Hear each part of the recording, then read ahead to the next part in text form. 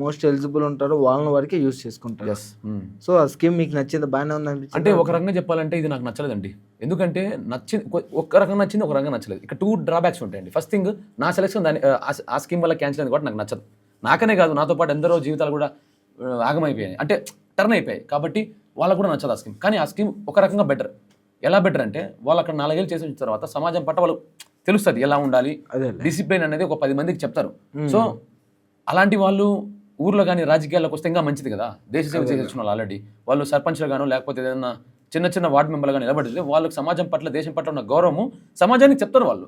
So ఆ పరంగా చూసుకుంటే పర్లేదు. సెకండ్ థింగ్ ఏంటంటే, ఇండియాలో ఇప్పటికే మనకి నిరుద్యోగత చాలా పెరిగిపోయింది.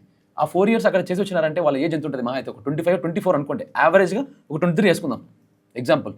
ఎందుకంటే దాని ఏజ్ లిమిట్ కూడా 17 నుంచి 21 వరకే. ఇంతకుముందు ఆర్మీ ఉన్నప్పుడు 17 నుంచి 23 వరకు ఉన్నది. సో నాకు ఏజ్ అయిపోవడం వల్ల నేను అగ్నివీర్కి నేను తయారవ్వలేకపోయా. సో అది డ్రాబ్యాక్, మనం ఏం చేయలేం.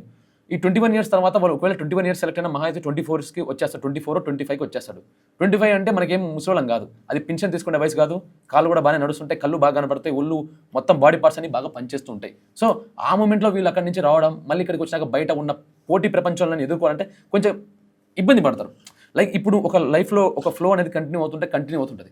లేదు మధ్యలో బ్రేక్ వేసుకొని ఇంకో ఫీల్డ్కి వెళ్ళాలంటే చాలా కష్టంగా ఉంటుంది. సో దానివల్ల వాళ్ళు ఏమన్నా డ్రాబ్యాక్ అవ్వచ్చేమో అని నేను అనుకుంటున్నా.